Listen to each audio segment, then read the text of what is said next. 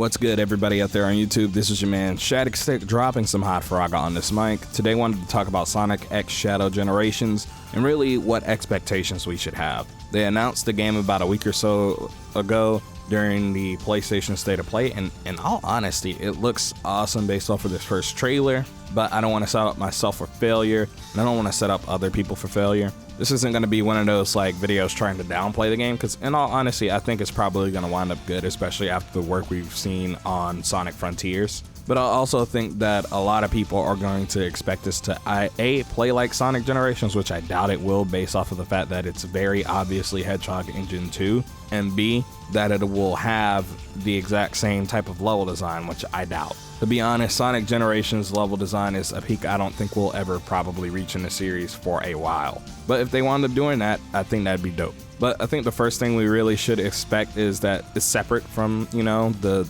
base generations. I mean, they've said this now quite a few times, in the following days after the reveal, and that the story actually runs parallel to the regular Generations campaign. So while I don't think there's going to be as much overlap between Sonic and Shadow in this game as previous entries, I do feel like it's going to retread a lot of old ground, especially for Shadow the Hedgehog. I think people don't realize that, if you want Sonic to be a lot more story-oriented, you have to catch people up in some way, shape, or form. They don't really re-release games in a franchise, and the games really prior to Sonic Unleashed felt like it was one continuity. But once we got Sonic Unleashed forward, it felt like every game was a lot more self-contained, and I feel like that was really just from criticism of the time. People didn't like seeing all of Sonic's, different, companions and stuff in the games. They felt like the stories were getting too grand.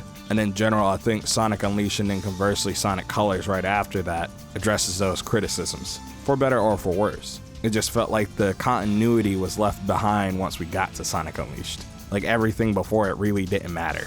But now it feels like, especially with Sonic X Shadow Generations, or Sonic Shadow Generations, or Sonic, whatever they are going to call the game, that they're actually going to try to rectify this issue, especially with characters like Shadow. I think Shadow, in a sense, once we got into the modern era, really became the Deuterogonist for the series up until, again, Sonic Unleashed. It feels like Sonic 06 really kind of screwed the pooch on us having characters that were just as important to the story as Sonic himself, if not more important. Again, this is rectifying that. But the next thing I think we should probably expect is a length likely similar to base Generations, if not even shorter. Sonic Generations is a relatively short game. It's about 3 to 6 hours. If you skip the cutscenes, probably 3 hours. If you watch all of them, about 6. And while there is a lot of content there and, the missions and trials and stuff, alongside collecting all the collectibles, just to get from the beginning of the game to the end of the game, it doesn't take very long.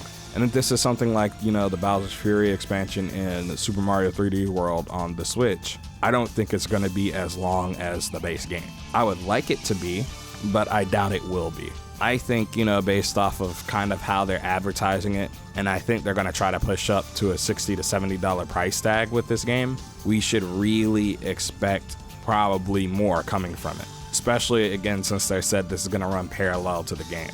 Now, I will say, the game will likely play like Sonic Frontiers, which is another expectation you should have, and probably have similar level design for better or for worse. But I think one thing I'm worried about is I hope they don't do the, 4 level themes for the game. Especially with games like Shadow the Hedgehog, Sonic Heroes, and other games that Shadow's been involved in. I feel like they could tackle a lot more.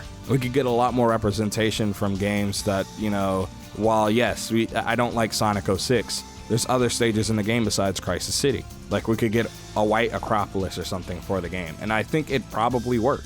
Especially considering it looks like they're using, Sonic Frontiers as a base. And that stage heavily focused on combat and really exploration. And that's something I think Sonic Frontiers excels at in comparison to every single other Sonic game in the franchise. Same thing with Shadow the Hedgehog. A lot of those levels were massive. Maybe, again, take some cues and hints from those old games while using Frontiers as a base and how you can design the levels, and I think you have something really good. I don't think we're going to get open zone, but I do think we're going to get substantially larger levels if it's possible. And in all honesty, I think this is likely a test run for future 3D games that are, I guess, more level based. because when you realistically think about it, right, I think they're probably going to save open zone for their big hitters. But if they really want to bring Sonic back to how he was kind of in the early 2000s, where we had smaller games releasing alongside the bigger games, I think this is the way to do it. Maybe they do have some of those aspects of the open zone or more open-ended gameplay in the stages, while also having some more linear and directly focused stages. In all honesty, I think that would make for a really compelling package, especially from the Sonic the Hedgehog franchise. Especially, again, because I think we're going to get that larger emphasis on combat during regular stages. We saw it during the trailer that there was combat during the regular stages, and on top of that, it looks like they're going to be having some more interesting boss fights. One of the things I think Sonic Frontiers did really great for the series was introduce some better boss fights. In all honesty, I think Sonic boss fights before Frontiers were pretty bad. There were some ones that were solid here and there, and really I think in the case of Sonic Generations, the worst any of the bosses are horrendous because Time Eater exists. But if we exclude Time Eater, most of the bosses in the game are okay to, some of them are decent. I think the best boss fight in the game really is Silver, but outside of that, most of them are okay. And to really see them, emphasize, I guess, big boss levels again would also be awesome.